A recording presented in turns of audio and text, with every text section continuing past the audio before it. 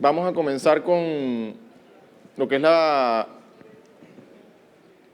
presentación sobre el Site Survey Wi-Fi con MikroTik.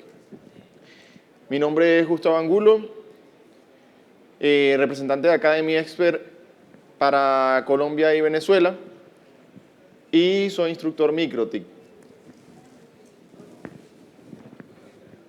Veo que la gente en la presentación anterior estaba un poco dormida, es normal. Después del almuerzo, espero que ahorita estén un poquito más atentos porque vamos con cosas interesantes también. Ahí no me está ayudando mucho. Ahí está. Ok, ¿qué veremos durante la presentación? Algunas consideraciones iniciales a tomar en cuenta para hacer el análisis, cómo hacer un análisis de espectro, qué software utilizar, qué herramientas nos provee MikroTik para hacer el análisis, qué recomendaciones tenemos para pruebas de cobertura, puntos a considerar e implementaciones específicas en hoteles, caso muy interesante y sobre todo complejo, dado la cantidad de distribución de habitaciones que hay, colocar una AP, 2 AP, 3 puntos de acceso por pasillo, una tabla comparativa de casos de estudio, colocaremos diferentes modelos de equipo y ventaja y desventaja de cada uno de ellos en diferentes implementaciones. Básicamente eso. Vamos a ver, ahora sí nos ayuda el apuntador. ¿Qué hacer antes de implementar Wi-Fi? Nos piden Wi-Fi para implementar en un hotel, en un centro comercial o en una sala de convenciones como la que estamos aquí. Muchas son las preguntas, pocas son las respuestas. Un site survey se refiere a el levantamiento previo y todas las consideraciones necesarias antes de la implementación. Eso implica estudios de cobertura, ver el sitio, ver el tipo de infraestructura que tiene el hotel, paredes, entre otros. Presencia de equipos en bandas cercanas. Quizás pensamos que solamente sería dispositivos Wi-Fi. También estamos en presencia de otros elementos que incorporan ruido a sistemas inalámbricos. Las mismas lámparas fluorescentes incorporan ruido. Motores de algún aire acondicionado. Ascensores también incorporan ruido. Sin embargo, es ruido que no podríamos evitar, es decir, no podemos decir apaguen el ascensor mientras funciona el Wi-Fi porque evidentemente no es viable. Sencillamente saber que existen y cómo afrontar esos niveles de ruido que tenemos presente en todo momento. Cantidad de usuarios a dar servicio, no es lo mismo dar servicio para 10 personas, para 100, para 200 y también la cantidad de espacio que están ocupando. Pasa algo muy peculiar con implementaciones en tipo Stadium. Se hacen las pruebas, se instala el Wi-Fi y después el resultado es que cuando hay personas dentro es muy distinto a cuando no hay personas. De hecho, el cuerpo humano también hace absorción de esas señales de Wi-Fi. Por lo tanto, ya no, la señal no llega tan lejos porque estamos absorbiendo como ser humano. ¿Tiene otras implementaciones de salud? Sí las tiene. Se han hecho estudios, análisis, sin embargo, al parecer no hay nada concluyente. De todas maneras, yo soy precavido y en mi casa tengo un script que apaga el Wi-Fi en la noche. Nadie lo está utilizando y por si a las moscas se apaga. Tráfico demandado por los usuarios, no es lo mismo que tengamos WhatsApp, o tráfico de video, una llamada de voz, muchos tráficos posibles en las implementaciones. Tipo de dispositivos a los que se prestará servicio, tabletas, teléfono celular, portátiles. Es muy común pensar, llevo mi portátil, el portátil funciona aquí, hago las pruebas, pero en realidad todo el mundo en los hoteles tiene un teléfono celular.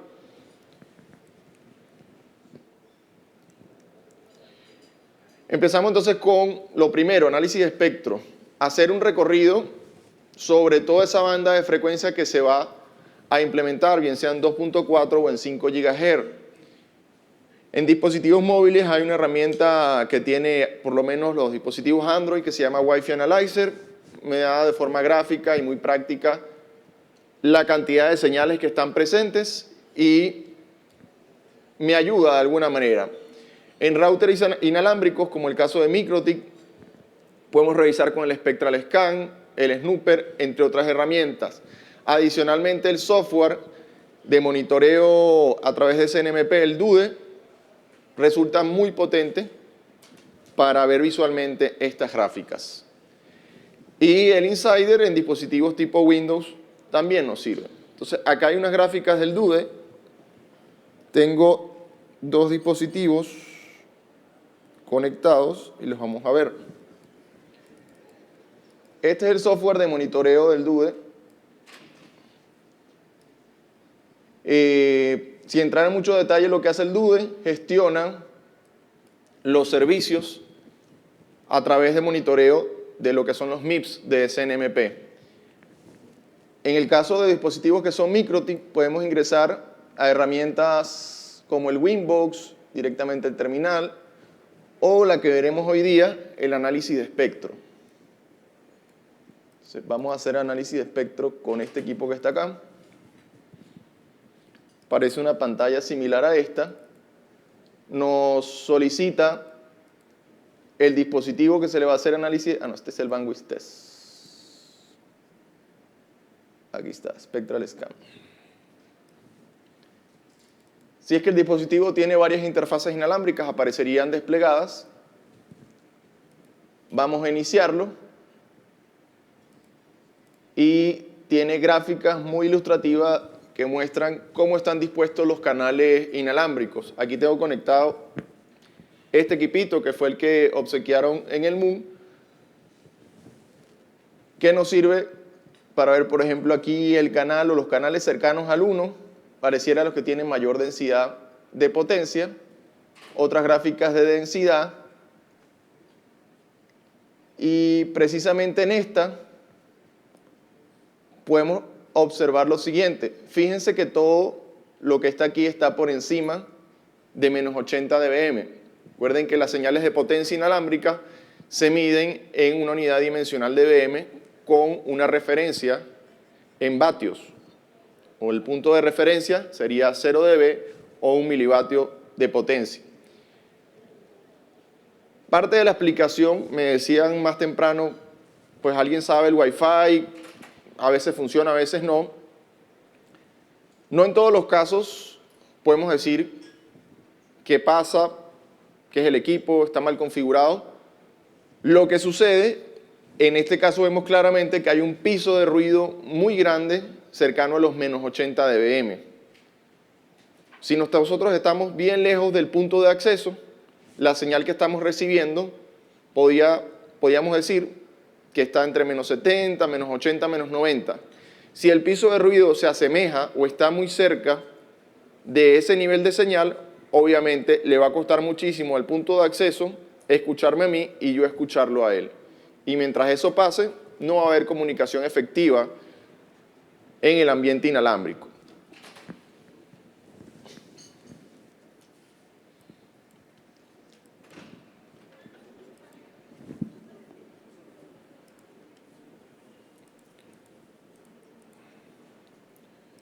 Las herramientas que tiene el mismo software también nos dan una idea. Tiene Frequency Usage, todas las frecuencias que se encuentran, en este caso normadas, los 11 canales. Nos muestra también en piso de ruido de forma numérica y la cantidad del uso de frecuencia. En este momento la 2427 pareciera que es el que tiene mayor porcentaje de uso. Importante destacar que cuando hacemos cualquiera de los análisis en la tarjeta inalámbrica del router, automáticamente si tenemos clientes son desconectados. El chipset nada más puede o servir para monitorear o para dar servicio. No podemos hacer ambas cosas simultáneas.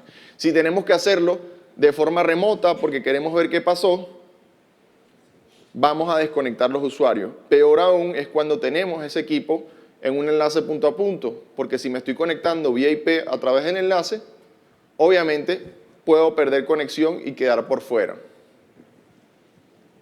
Siempre detener el análisis para que la tarjeta vaya a su modo inicial. El modo snooper muestra todo lo que son las redes disponibles. En este momento identifica que entre dispositivos y redes hay 77, 80 dispositivos conectados. El nivel de señal que está, o el ancho de banda que está consumiendo y la cantidad de redes. Podemos hacer filtros en redes, es decir, en este espacio pequeño que tiene sensibilidad al router hay 14 redes teniendo emisión de Wi-Fi, entre la que aparece del Moon, otra de los Stan y otros dispositivos. Cantidad de estaciones, casi 90 estaciones, y las frecuencias por separado, cuánto es el throughput. También, cuando vemos mucho tasa de transferencia en un canal, significa que ese canal tiene mayor ruido sobre los demás. Obviamente necesitamos cantidad de energía para enviar esa señal.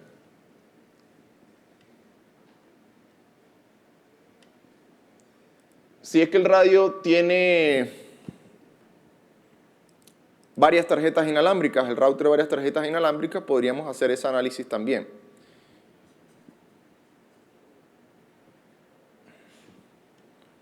Ok, aquí no me alcanzó a conectar el radio.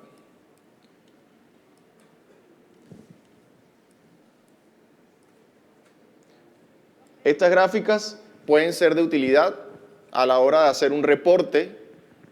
Si necesita la empresa que le están haciendo la propuesta del internet inalámbrico, ese soporte donde diga es factible o no es factible la implementación de Wi-Fi, pudiera ser de utilidad.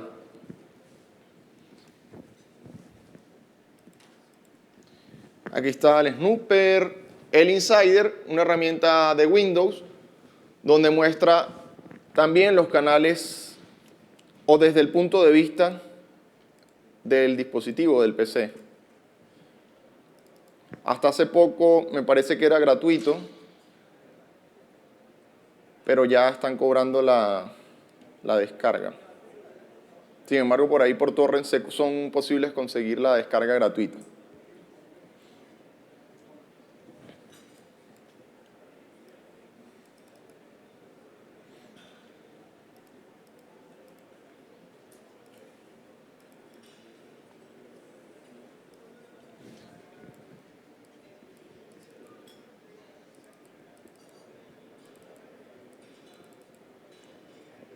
Ahí muestra los canales, también si son canales abiertos o canales con protección. Inclusive a mano derecha muestra el fabricante. Acá hay varias, MikroTik y otras fabricantes de la competencia. Vemos aquí el canal, este dispositivo, vemos la ocupación en el espectro. Ahí se ve claramente si cada espacio que tenemos ahí corresponde con 5 MHz de ancho de banda, estamos en la presencia de ese canal amarillo de un canal de 40. Usar un canal de 40 puede ser muy apetitoso porque nos permite tener mayor cantidad de throughput para enviar en el aire. Pero también estamos sacrificando el hecho de que ese canal es más inmune al ruido. Podemos colocar un canal modesto de 20 MHz, pero que tenga menos inconvenientes de ruido. En el caso de enlaces inalámbricos, MikroTik permite 5, 10, 20, 40 y ahorita en los nuevos equipos de AC hasta 80 MHz. Si estamos en un ambiente muy ruidoso y no necesitamos mucho throughput para este enlace, tomamos un canal pequeño de 5 MHz, nos garantizamos de donde lo hayamos elegido no va a tener ruido y transmitimos con la menor cantidad de ruido posible.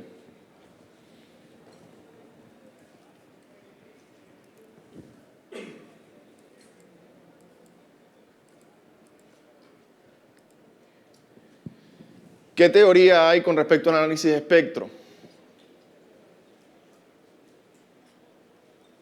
En Internet, y de hecho en la bibliografía, nos dice Si queremos hacer una implementación de Wi-Fi, utilicemos canales que no se solapen. Esos canales son 1, 6 y 11.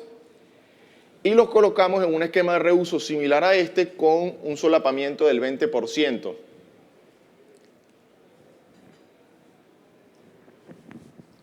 Entonces tenemos 3 canales cuyas bandas laterales no se ven afectados entre sí, canal 1, 6 y 11.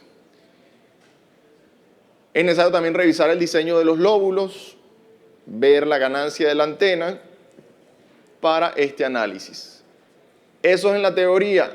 En la práctica, y tomo esta imagen de una de las presentaciones que hubo en el Moon de Praga el año pasado, nos decían, sí, es cierto que están separados estos 3 canales, pero cuando hay mucha potencia o distribución de potencia entre canales, efectivamente, con un analizador de espectro, se ve como los canales 1 y 6 y 11 siguen afectándose entre sí, siguen incluyendo ruido. Entonces, primera hipótesis, solución, colocar disposición en canal 1 y canal 11. Bueno, pero de 11 canales solamente estamos utilizando 2 y tomando en cuenta que no hay más nadie transmitiendo. Dejemos ahí la incógnita. ¿Qué podemos hacer? ¿Podemos competir en potencia con los demás dispositivos inalámbricos? No siempre la solución es potencia. Si tenemos más potencia, también estamos amplificando de alguna manera ese piso de ruido y adicionalmente estamos aturdiendo quizás. Si tenemos 2 dispositivos que están muy cerca, aquí está el punto de acceso y tengo un dispositivo acá, es como cuando alguien me grita al oído. Estoy escuchando tan fuerte la señal que distorsiona y no alcanzo a escuchar correctamente.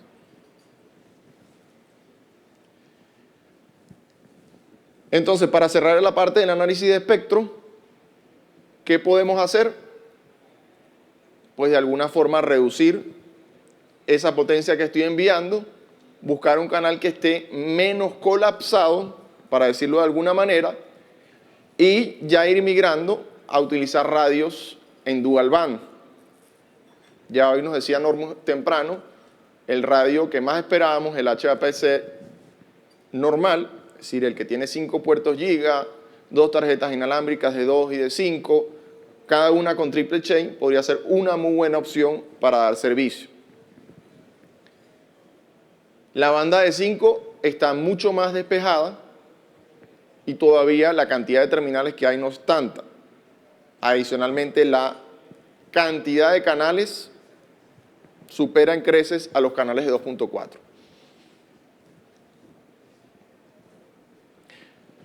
¿Qué hacer en pruebas de cobertura que tomar en cuenta? Deberíamos considerar la peor sensibilidad del receptor para ese estudio. ¿Qué terminal utilizar para probar? A veces en las implementaciones de los hoteles nos preguntamos qué terminal puede ser el peor terminal. Si pruebas entre los peores terminales, que tiene peor antena, peor potencia, si pruebas con otro terminal, hay más garantía de que funcione. Por ahí hay una marca de un teléfono celular, no voy a decir la marca, pero tenía el popular PIN, que tiene una deficiencia importante con la parte de la antena, con la potencia, y si nosotros decíamos funciona en este terminal, casi que podemos decir funciona en cualquiera otro de los terminales. Un nivel de señal entre menos 60 y menos 75 podría considerarse un nivel de señal ideal, pero decimos podría, porque no podemos hacer análisis de solo el nivel de señal recibida.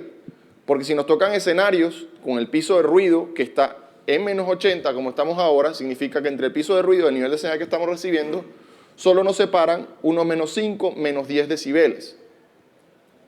En ese caso, no es un caso ideal, sino que tenemos un piso de ruido importante.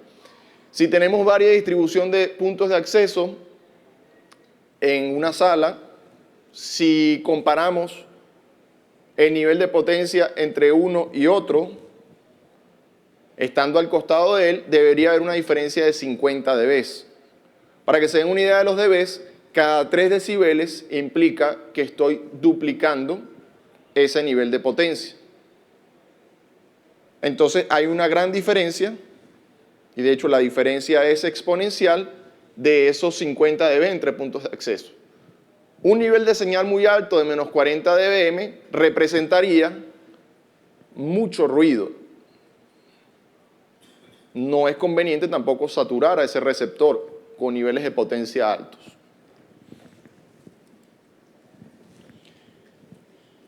Para el diseño de la red, ver interferencias de ruidos Wi-Fi, ya hablamos de ruidos de radiofrecuencia, motores, la misma luminaria. ¿Qué son cosas comunes en mal diseño?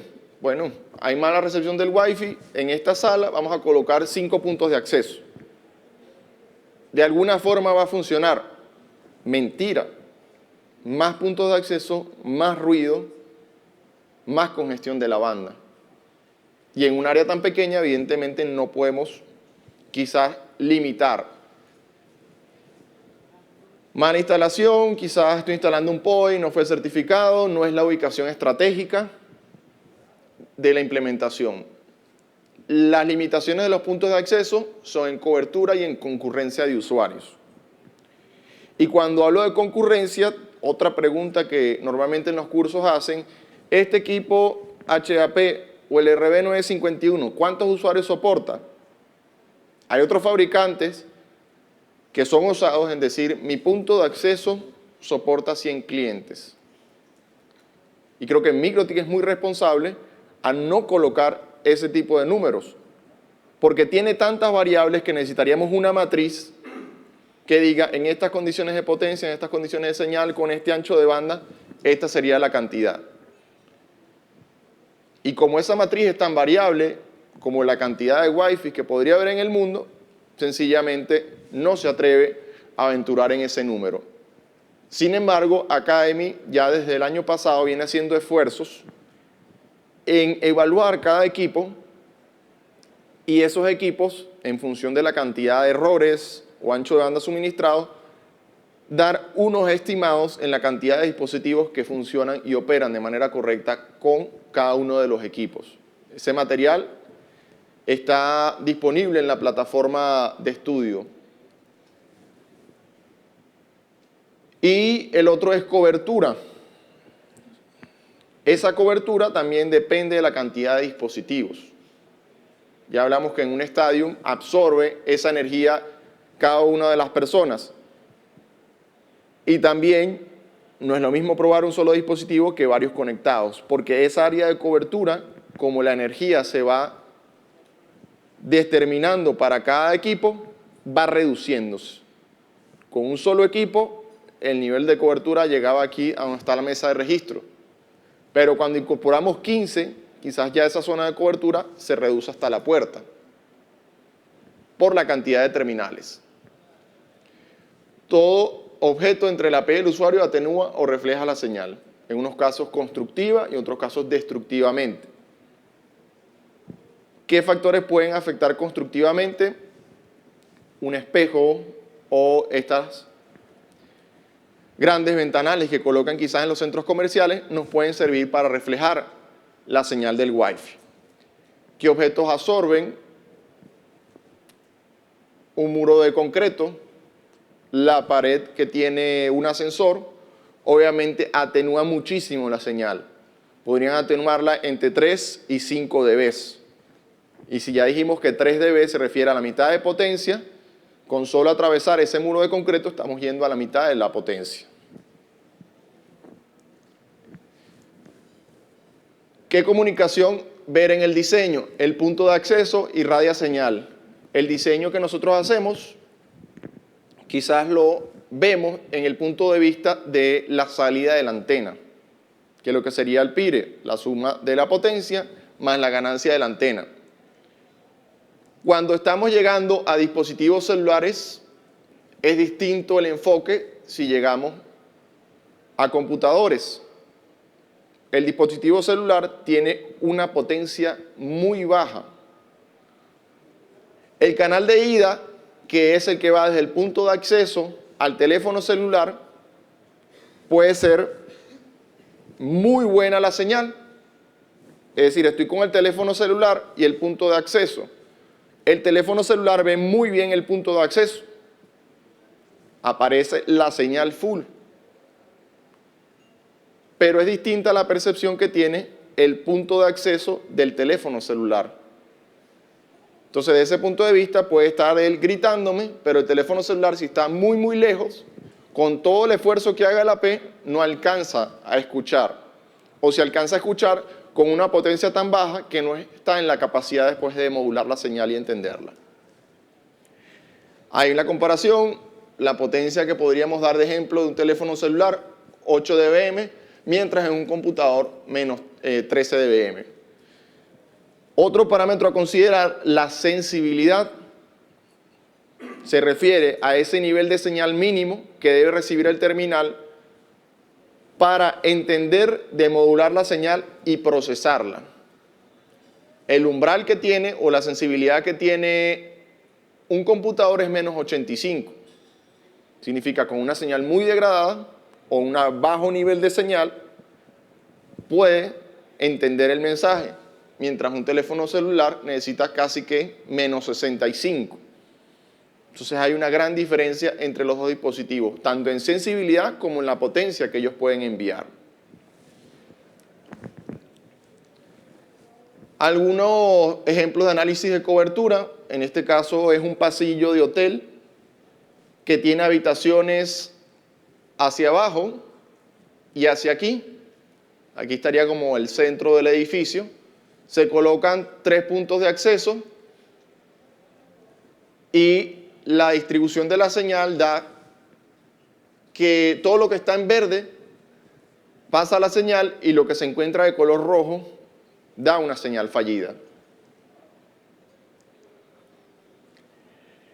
En cantidad de megabits y potencia, lo que se evidencia es que si conseguimos navegar dentro de la habitación, es con señales inferiores o de 1 megabit, 5 megabit, 10 megabit. Hay una relación muy intrínseca entre el nivel de potencia recibido y el data rate que se puede hacer la comunicación. Si me encuentro muy lejos del punto de acceso, ellos negocian y dicen, mira, yo no te escucho bien, si me hablas muy rápido, menos te voy a escuchar. Una forma de decir no me hables rápido es envía menor cantidad de data, menos símbolos por segundo, y de esa forma soy menos propenso a errores y alcanzamos a hablar. Hablamos lento, pero podemos conversar. Es mejor poder hablar lento a hablarle muy rápido y que la mitad de lo que le envío no me lo entienda ni me lo escuche. Particularmente en este hotel lo que pasaba es no era posible la implementación en pasillo de los puntos de acceso. Yo no sé qué tenía, pero las paredes eran de un concreto tan grueso que apenas uno abría la puerta, ya la señal bajaba a la mitad de la potencia. Y hay un requerimiento muy específico en ese caso. Queremos que la señal del Wi-Fi llegue al baño. Resulta que el gerente de la Chrysler tenía la manía de entrar al baño y de entrar con la tableta. Y si no tenía Wi-Fi, ¿a quién le reclamaban? A los del hotel. Son requerimientos que hay que atender. Recomendaciones para puntos de acceso si los colocamos fuera de la instalación. Podemos utilizar unas antenas tipo panel. Depende de la distribución de las habitaciones. A veces conviene, a veces es contraproducente. Si en este caso lo que habían era ventana, que no, de alguna forma no atenuaban la señal de forma considerable, y era la mejor implementación. El pasillo era completamente recto. Y la mejor forma de iluminar que encontramos era desde afuera. ¿Cómo determinamos que con el TIL o con esa apertura vertical que tenía la antena cubríamos el edificio? Para estas gráficas, ahí me apoyó un colega ingeniero mecánico aplicando algo de trigonometría y AutoCAD en 3D. Veíamos el foco de ese, digamos que triángulo proyectado en 3D era donde estaba la antena, a la altura que se encontraba. Colocamos de ángulo vertical el ángulo de la antena y la distancia que había entre la fuente y finalmente el hotel era la proyección. En este caso, con esa inclinación conseguíamos llegar todo lo que estaba desde el piso 1 hasta el piso 5 que tenía. En este caso, un poquito más abajo de piso 5. Piso 5 era una sala de conferencias y no cubríamos directamente con ese punto de acceso, así que no había problema. ¿Qué ver en AP Outdoor? El uso de zonas reflectivas, la inclinación de los paneles, revisar la ganancia de la antena. Con una ganancia de la antena grande, conseguimos hacer mucho más preciso el oído del dispositivo o de la antena. Es como amplificar la señal de una forma limpia, la ganancia. Mientras tengo una mejor ganancia, puedo escuchar mucho mejor a este dispositivo que está transmitiendo. Algo peculiar, no tomamos en cuenta si podía o no la piscina reflejar. De hecho, querían dar servicio al área de la piscina y ahí habíamos colocado una de las torres que estaba proyectando hacia el hotel. Lo curioso es que enfocamos unas antenas hacia la piscina, otras antenas hacia el edificio, y el edificio tenía mejor señal de las antenas que estaban proyectando hacia la piscina que de las propias antenas que estaban enfocando hacia él. La reflectividad de la antena funcionó como un espejo que también amplificó de alguna manera la señal y consiguió un mejor esparcimiento que apuntar directamente a las habitaciones. Ahí está el enfoque de la potencia del otro lado del hotel, del lado de la piscina. Recomendaciones en hotel cuando se están utilizando AP indoor. Vimos los dos escenarios, vimos uno que estaba en pasillo, otro iluminación externa y ahora AP interior. Colocar equipos que por su volumen disimulen la presencia. Es decir, si colocamos un punto de acceso muy grande y quizá no los podemos esconder, puede ser un aparato muy llamativo que inclusive se lo podrían robar. Entonces, si colocamos un aparato con un case o un detector, algo que parezca un detector de humo, de hecho, en el 2014 MikroTik sacó uno que parecía un detector de humo, un Selling AP. Y en el peor de los casos, la implementación de un punto de acceso por habitación. Y hablo del peor de los casos porque puede ser contraproducente tanto ruido si tenemos 15 habitaciones por piso. Conversando con una persona que hizo un desarrollo con el API, hace un rato él me decía que tiene un desarrollo en el cual marcando desde la habitación consigue activar una credencial de Wi-Fi. Entonces ahí conversábamos qué práctico sería que si tenemos un punto de acceso por habitación, activando esa señal de Wi-Fi, es decir, activando una credencial, también se activa el punto de acceso. Entonces el punto de acceso solo estaría dando servicio cuando hay alguien en la habitación y no en todo momento. Si hay 15 habitaciones y una sola que está ocupada, ¿para qué tener encendido 15 dispositivos por habitación? Colocar equipos siempre que se pueda dual band con múltiples antenas o cadenas de antenas. Cada vez que tenemos más cadenas o más antenas por radio, estamos haciendo, además de poder llevar mejor nivel de transmisión, adicionalmente, mejorando esa recepción, porque estamos obteniendo diversidad espacial. Uso de equipos que soporten alimentación de PoE.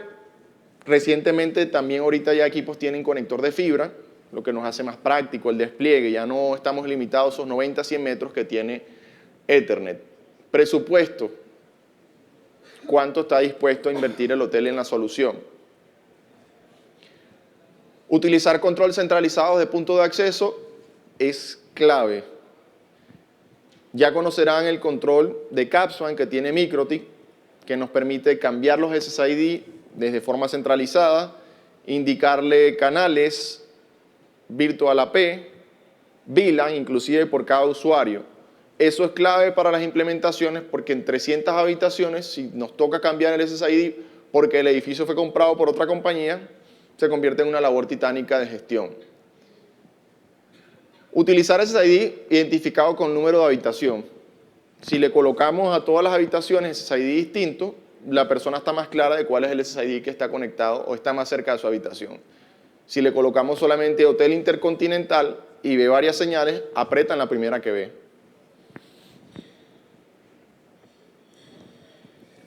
Otro tipo de instalación, un escenario donde tengo una P cada 3 o 4 habitaciones. En este caso, con este modelo de equipo que se le puede incorporar antenas outdoor con alta ganancia, puede ser otra solución. Más o menos el costo de este equipo cada 3 o 4 habitaciones se asemeja a un punto de acceso por habitación. Lo único es que la implementación con los píxeles y todo eso es un poco más engorrosa. Orientación de antenas externas, colocarlas cerca de la habitación. Utilizar control centralizado también de puntos de acceso. En este caso ahí está el equipo Basebox, o en el caso de abajo hay una tarjeta MikroTik que se le incorporan unos píxeles con unas antenas en un case y se guardan. También estaba mostrando unos Normus que hay un nuevo equipo que tiene MikroTik, que es como rectangular y ovalado, también podría servir en esta ocasión. Esta tabla muestra inversión, está en dólares, en tipo de implementación, exterior, pasillo y dentro de la habitación.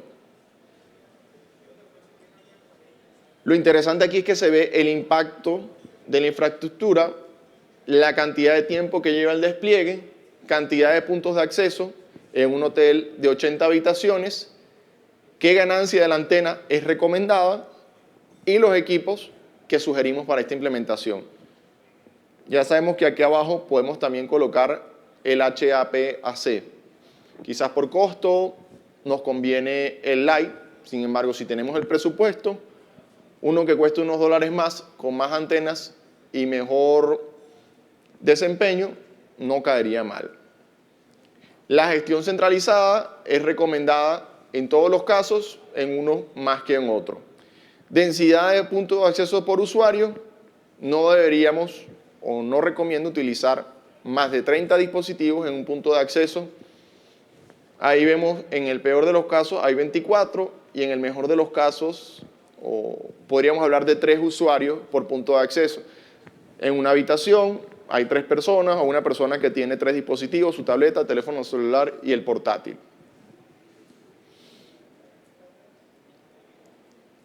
Recomendaciones generales, trabajar en estándar N y estándar AC con dual band, emplear coberturas reducidas, bajarle la potencia a ese radio si nos encontramos en una habitación para que no le haga ruido a las habitaciones cercanas. Hay un parámetro también en los radios que podemos afectar, que es el access list.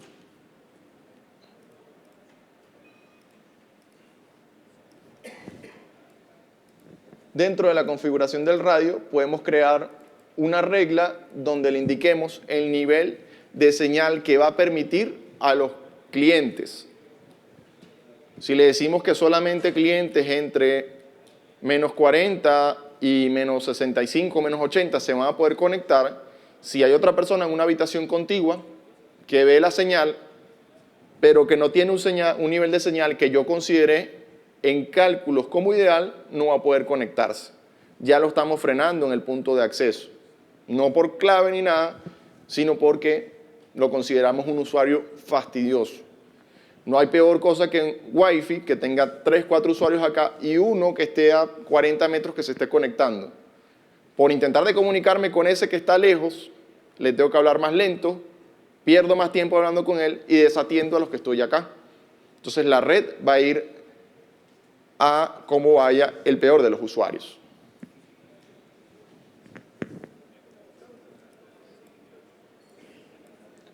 Manejo de cantidad de puntos de acceso, ser moderado, tampoco inventar y colocar 3, 4 puntos de acceso por habitación.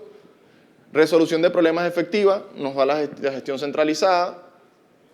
ayudar a forzar el roaming, ya hablamos el parámetro Access List. En la medida de lo posible, utilizar equipos con 5 GB con un SSID prioritario. Si la persona tiene un teléfono celular que tiene funcionalidad en 5 y en 2, básicamente recomendarle conéctate en 5, que es una banda menos congestionada. Claro, no le vamos a decir eso en el front desk al usuario, conéctate en la que dice 5 hotel interconectal o en 2 hotel interconectal, algo para el estilo.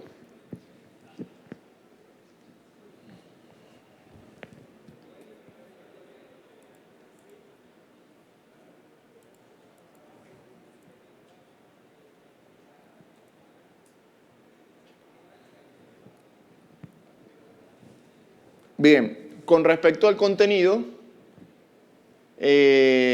digamos que esto sería suficiente, pero no me quiero ir, ya que me presenté rápidamente. Ahí está quién soy instructor certificado MikroTik desde el 2012, experiencia en redes inalámbricas desde 2007, y doy clases de redes desde hace unos cuantos años. Miembro de Academy Expert, presencia en más de 10 países, más de 2.500 certificados desde el 2011, y pues recomiendo, hay webinars gratuitos de ABC Expert en los que pueden enrolarse si quieren introducirse en este mundo. Una vez que ya hacen esos seminarios, la idea es que puedan tener la base suficiente para entrar en los cursos de certificación. Doy las felicitaciones a las personas que se certificaron con nosotros durante esta semana en los cursos previos al MOOC. Esta semana hicimos curso de tráfico, de wireless y el MTCNA que concluyó el día de ayer. Aquí en las láminas están algunas referencias de parte de la información que obtuve. Y básicamente eso es todo. Si tienen alguna consulta sobre alguna implementación o alguien quieran comentar sobre la parte de Wi-Fi, son bienvenidas las preguntas. A ver, por allá se pararon, creo que se van al baño. Una pregunta del caballero.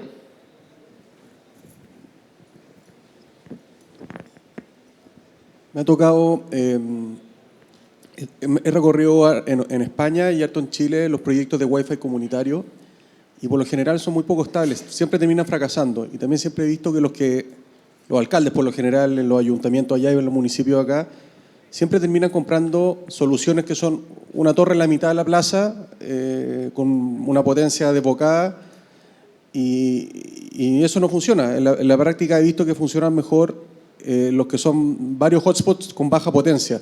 ¿Nos puedes contar un poco de eso, de las buenas prácticas para proyectos comunitarios de Wi-Fi? ¿Comunitarios te refieres a? Para la gente que está en la calle. Ah, ya, para servicio gratuito. Exacto. Sí, en una plaza que digamos que está al aire libre, con intemperie y todo lo demás, es muy usado eso de colocar un punto de acceso con una potencia muy grande. Lo principal que pasa en esos casos es que con un usuario funciona, pero cuando vamos incorporando más usuarios, supongamos que colocamos el punto de acceso en medio de la plaza, esa zona de cobertura se va reduciendo. Adicionalmente, la cantidad de usuarios concurrentes que se conectan y que trafican no la soportan, o llega un momento que se bloquea. Ahí es cuando decía, por cobertura y cantidad de usuarios concurrentes se limita a un punto de acceso. 100, 200 personas conectadas quizás le pueden entregar dirección, pueden ver el punto de acceso, pero eso no es suficiente para que les dé un servicio adecuado. Entonces colocar, como tú comentas, unos pocos portales o varios puntos de acceso repartidos en la plaza, canalizados obviamente sin que se interfieran entre sí, con baja potencia, resulta el mejor escenario.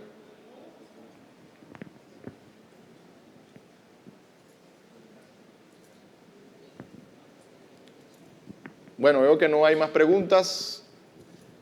Muchas gracias por la atención. Espero que les haya gustado y haya contribuido.